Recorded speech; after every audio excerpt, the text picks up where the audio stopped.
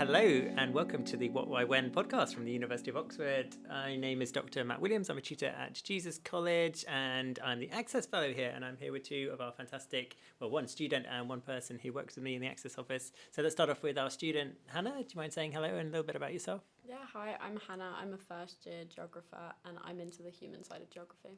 Nice, thanks Hannah. I'm Leah and I'm the Access officer here at Jesus College. But you used to be a geography student, right? Back in the day, not that long ago. And I was mainly focused on the physical geography side of things. Nice, so we've got a good breadth of opinion. We're going to be talking about climate change and specifically why there isn't more action on climate change. Why don't we get a bit more get up and go from, in particular, our political leaders? So I suppose one reason we might start off with is just figuring out what the problem is and what it would take to try and do something about it. I suppose one question I'm really interested in your views on, Hannah, is why are there still a significant proportion of people that don't even accept that humans have created significant changes in weather patterns and climate? Why do you think there's still a sort of stubborn form of opinion that denies what's going on? I think deep down they do accept it. I think it's more convenient for them to ignore it in the sense that life is easy if you don't need to do anything about the issue. Right. And, we're such consumers as well. And if we were to do something about climate change, it would mean buying things that are much more expensive because they're, not being outsourced or whatever to make costs cheaper, and also just buying less, and it would just completely change our lifestyle. So I think people, they know that it's happening, they just choose to pretend that it's not. Right. I mean, do you think it'd be fair to say, Leah, that the opinion is pretty settled, at least in the UK, that humans have created changes in the climate and ought to do something about it, or do you think there's still a significant portion even in Britain that thinks, no, I'm not sure about this? Yeah, I mean, I definitely think across the UK there is a lot of people that still, or at least as Hannah says, want to deny it just for convenience. But I think there is genuinely some people out there who think, even in the UK where we have a lot of climate action and things like that, who still do choose to believe that is actually not a thing. A lot of different reasons I think go into that. Right. I mean, so I agree with your point about it. It may be that people are in denial because they don't want to face up to the scary reality of it. It's also fair, is it not, that the science is pretty complicated, right, of how actually climate systems work and what that means for each of us. Is that fair, or am I maybe at risk of patronising some people? No, yeah, definitely. Ultimately, climate change would happen even if we weren't contributing. It is a natural process that will occur regardless. But I think as well, obviously academic articles and stuff, it takes a while for them to be published. So science is always a little bit behind. So I think it's hard for people to kind of accept the growth in what we're doing that's contributing to climate change. The growth in fossil fuel emissions is so bad because they're a few years behind, so they're not really looking at the current. And what about the point, Leah, that's been made about people could be actually quite frightened of the implications? That we could have mass migration around the Earth, we could have extraordinary habitat loss, we might have to really cut back on our living standards. Someone like Kate Rayworth, who works here in Oxford, has suggested that we might have to sort of live on basically sort of a fifth of what we live on average at the moment, which would be a huge sort of drop in living standards. Do you think some people are just too terrified of that to live it out and just not willing to accept it? I guess we've kind of all grown up in this kind of normal where it's not, even though I think attitudes are shifting pretty quickly, I think we have grown up where it's kind of just use what you want, take what you want, and for somebody to kind of, I guess it's the idea of control, right? Climate action and being more sustainable is essentially your actions are being controlled to some extent, I use that term very loosely, and I think people don't like that thought that whatever the kind of motive is, whether that's climate change or something else, people don't like the thought of something they're doing being controlled, even if it is for a greater good kind of thing. But it would be fair to say, would it not, Hannah, that knowing precisely what we're supposed to do is still pretty difficult to figure out, right? I mean, someone like Kate Rayworth might say, right, we need to take really quite extreme action to equalise and sort of minimise our impact on the Earth. But not everyone necessarily agrees with either the diagnosis or the cure. Is that right? Yeah, I mean, I think that it's very easy in theory to say we need to live off a fifth of what we're doing right now, but in practice, like actually implementing those, like it'd be easy to say, right, we all need to go to electric cars, tomorrow we're all going to start driving electric cars, but in practice it's just not plausible. Like with what Leah was saying, with like how we've grown up and like the lifestyles that we're currently adjusted to, it's not fair, I suppose. So it's kind of finding the balance between what we actually need to do and what we can plausibly implement in society. Yeah, right. And whether it's fair is a really interesting point, and I want to get into that a bit later. But let's sort of think about public policy, why politicians can sometimes appear to be a little bit sluggish on this. I mean, I suppose we sometimes get a good talk out of politicians. I mean, it does depend on where in the world you're talking about, but some politicians talk a good, decent-ish talk about what we need to do and by when and so on. But it still remains true that they can often be slow, and they can often sort of do things that might be counter to what they claim to be wanting. I mean, is that just because they fear the voters, Leah? Is it just that, because of what we've just been discussing might be quite scary or unpleasant, they just are a bit scared? I guess so. I mean, it's a hard one, I think, because like there is such a difference in governments, and governments get in that are like pro climate action, and then governments get in, such as like in the US at the minute, where anything but climate action is kind of the policy. I don't know. I think it is like a lot of people struggle to kind of get behind the idea of climate action, and I think politicians can tap into that quite heavily, and that probably is part of it. But also I think obviously climate change, while itself like intersects with so many other things, like it's just one thing of so many that governments have to balance and make policies on, and I guess it's just how they see it, like a level of importance. And like I guess if people are struggling with other things, then it's pretty difficult to tell them they've got to do one specific thing. Right, especially if it might mean you've got to lower your standard of living, or you've got to invest in something really expensive like a heat pump or an electric car or what have you. I think that's interesting. And I suppose another classic problem, Hannah, for politicians is their time horizons, right? Especially in democracies, they're thinking about what's going to happen by the next election, right? So in the UK, that's got to be by 2029. But there are various other lines in the sand, like, we've been net zero by 2050, and, century's end, we need to be down to hopefully no more than 2-degree warming and so on. So it's not really in their interest to look that far ahead, right? So they need to think about policies in the short term. Is that fair? Yeah, 100%. I mean, when you've got policies that, like net zero by 2050, or, these ones that are much more extended periods of time, it's very easy to kind of put it off in favour of, say, like, the housing crisis, or what's going on right now and what actually affects citizens right now. Because when you're running a campaign saying there's a housing crisis right this second and I'm going to fix it for you, is a lot more appealing to the general public than saying we're going to solve climate change in 20 odd years.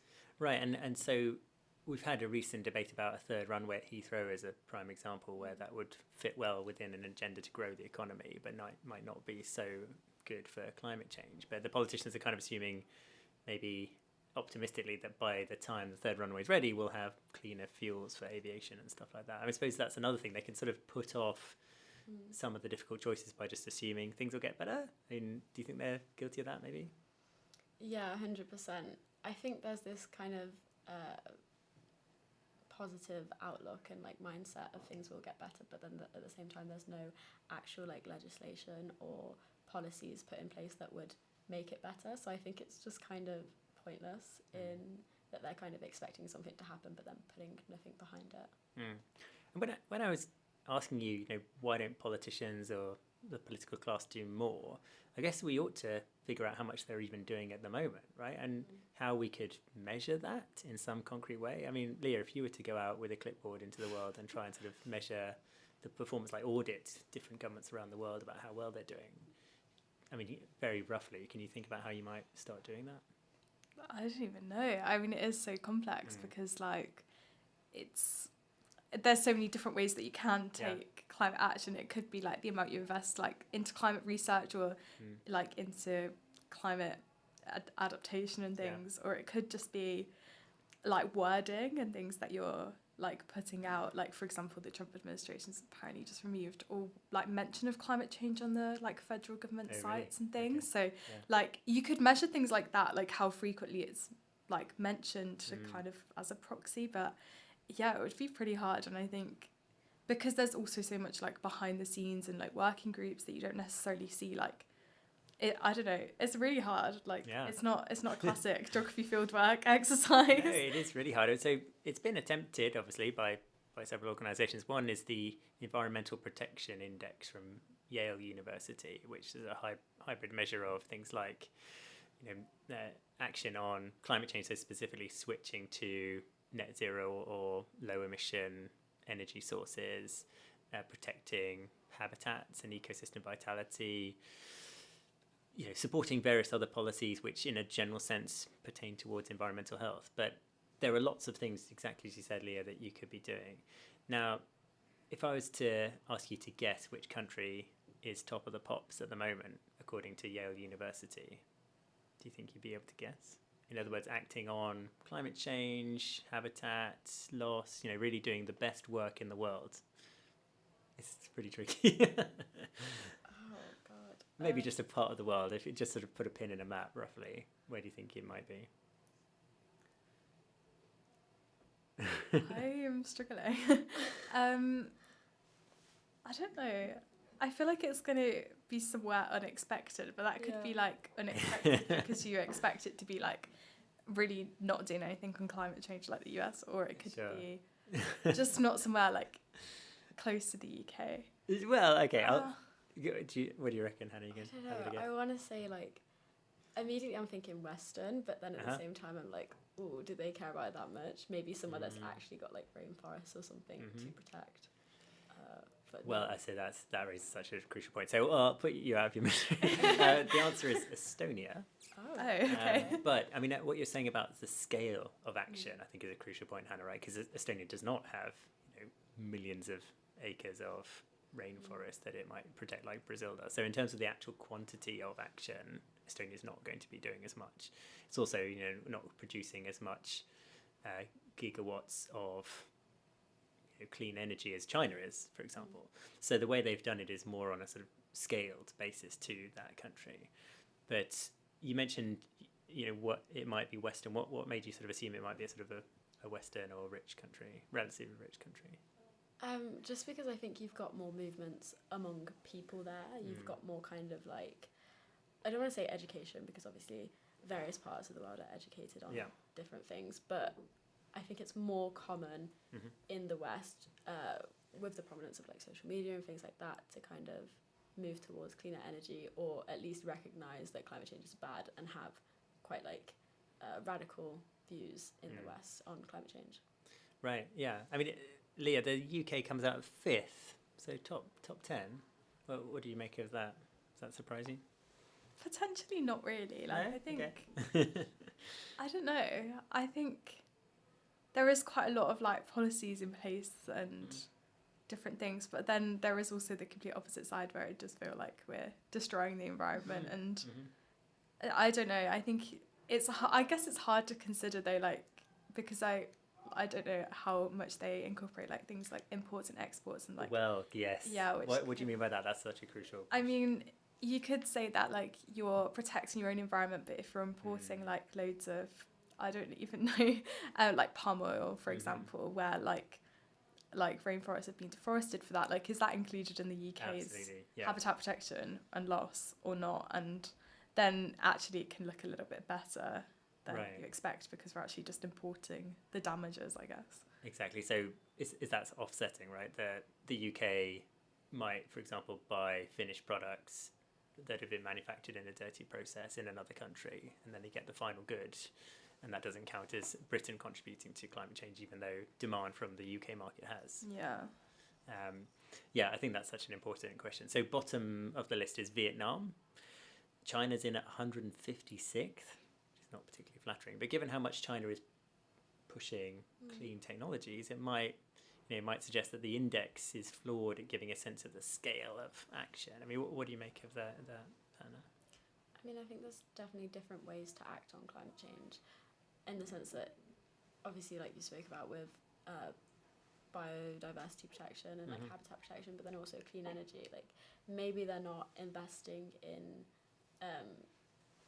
habitat protection, but that doesn't mean they're not doing anything. Yeah. That doesn't mean they're not like involved in international treaties or, you know, clean energy and other things. Maybe for China it makes more sense to have clean energy since they've got they've got really big cities in some areas that have so many like cars, etc. So maybe that's just better for them. Yeah. More ideal.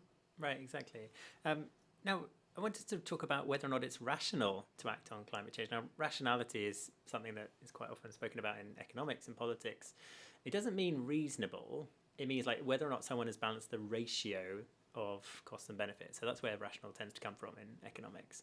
And so there's various theories that are bunched together that are called rational choice theories about what's the most rational thing to choose. Have either of you heard of the prisoner's dilemma, which is a prime example of this? No.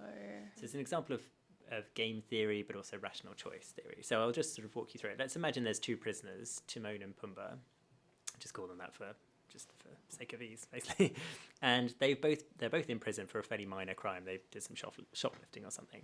And so the police have them in prison, but they fancy them for a bigger job. So they think that these two prisoners are in cahoots for some bigger, crime. And they want to try and pin them down on that. So what they do is they interrogate them separately. So Timon and Pumbaa can't speak to each other.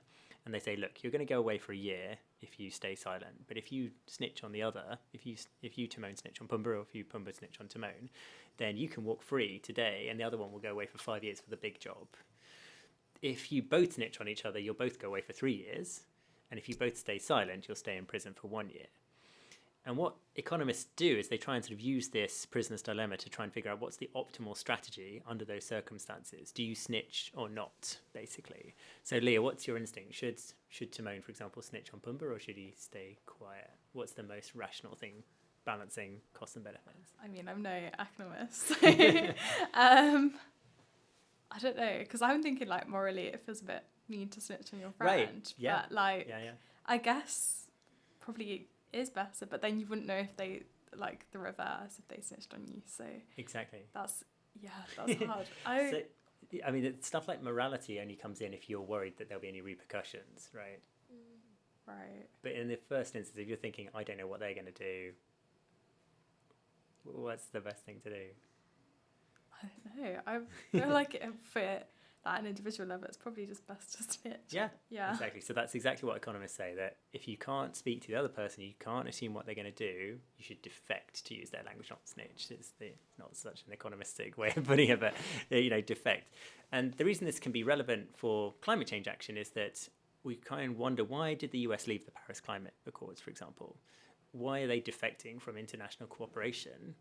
Because they might sort of think, well, in terms of weighing up our costs and benefits, it's rational for us to defect and get a lower cost and a higher benefit, and the others, they can carry the cost, right? And so this sort of leads to quite a selfish mindset where you're always thinking about number one and you're not so worried about cooperating. Do you see how that might work in this context, Hannah? And can you figure out any ways we could stop people thinking so selfishly? Yeah, definitely. I think it's hard too, because I think it's a human tendency to act out of self-interest. I think it's hard to avoid. I don't know how you would make people care, especially the US, because it's such consumer driven, and they've got so many industries there that are not necessarily there, maybe offshore, but that are so harmful for climate change. I think it's hard to make them care. I think you might have to economize incentive to stop acting that way, because clearly what a lot of countries care about, especially the US, is money and economic growth. So I think that's probably the best way to get people to care. Yeah, and as you mentioned, Lee, you can bring in morality, right? You can say that, sure, you can think about the raw payoff in terms of having to commit to various climate change policies, but there's also a moral dimension. But as Hannah's suggesting, that doesn't seem to cut through in America so much. So is there any way you could think of that we might be able to change that, or is that just a part of American culture, perhaps? Or I mean, I guess it's kind of hard to say it's part of American culture, though, right, because they have been in the, say, Paris Agreement. Yeah, exactly. Recently, there was a small break where they were back in it. So yeah, it's not embedded, because it's so determined by kind of who's in charge, right, that it is. I guess you could then use that logic to say, well, actually, they could just end up back in it after all. But it does depend so much on who's in power, and I don't know, I think them only seeing the long-term benefits for everyone, but it's going to take a perspective of like everyone rather than just one country. So, but then it's hard to make that one powerful country see what the benefit is to them. Yeah. So the economists would say to stop defection in a prisoner's dilemma, you just need the prisoners to be able to communicate. So if Timon and Pumbaa can both talk to each other, they can say, look, if we both stay silent, then we only go away for 1 year. The police have got nothing on us. So it's that sort of dialogue.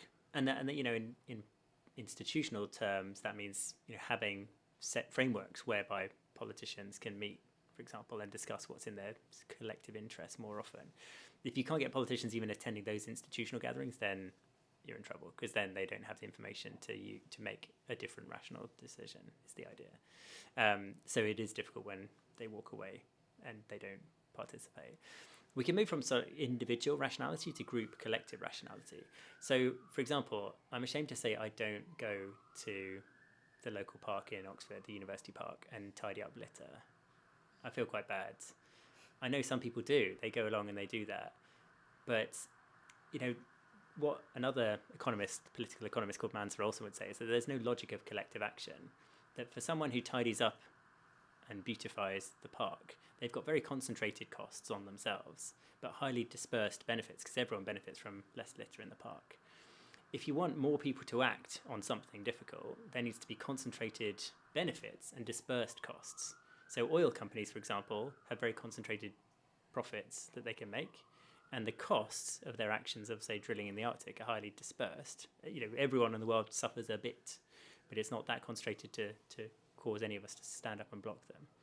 And this is sometimes a way to describe what's known as the free rider problem, that I'll let some other person wear the hair shirt and do the difficult job and beautify the park, and I'll be very grateful for it, but I'm not going to do anything about it.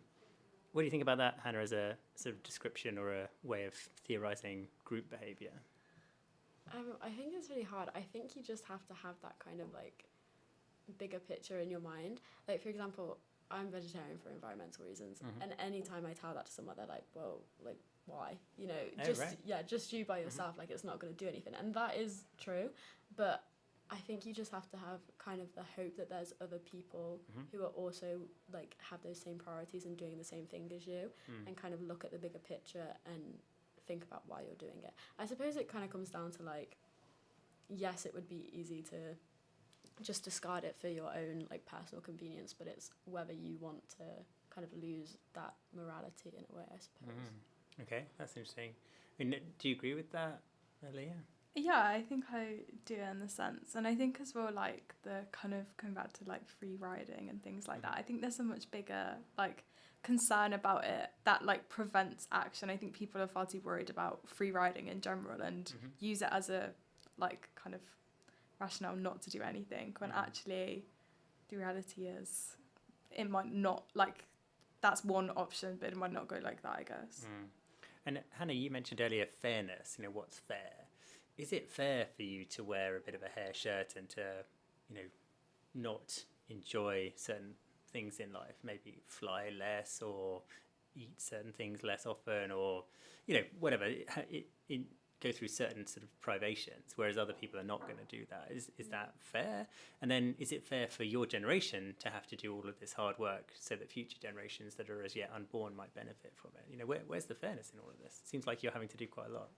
I don't think any of it's fair, though. I think, do you know what I mean? I think, obviously, in an ideal world, it would be, you know, up to the oil companies, up to, like, Shell and all of that to sort out their actions, and up to the governments to kind of enforce that, but that's not happening. Right. So I think, I don't know, I think it's small sacrifices in the grand scheme of things. I don't think it's particularly fair, but I also think that, like, just being mindful of your like consumption levels, even for example like shopping secondhand and things like that, just like little small changes, they don't make that big of a difference on your life, but in the grand scheme of things it can make a difference. Sure. I mean, and Leah, to that point, you know, if someone's not planning on having children, and so they could argue that they have no particular stake in future generations, do you think it would be reasonable for them to just live it up, you know, fly internationally as much as they like and just use as much, you know, put a big fat footprint on the earth and be done with it? I think it's a very like individualist like perspective, right? You're just like, well, it doesn't matter because there's no like there's no future me, but I don't know. I think it's a really selfish perspective to have, and yeah, I mean it's not fair because there's so many other things going on. So, but I guess to them it would be fair because it's kind of a way off. Yeah, It's not a very common affectation, is it? I mean, I don't think many people think, well, screw the world, I'm not planning on having children. It feels like I can't say I've actually heard anybody not many say people would, that, would at but least be brave enough to say that in public, I would yeah, exactly. Yeah.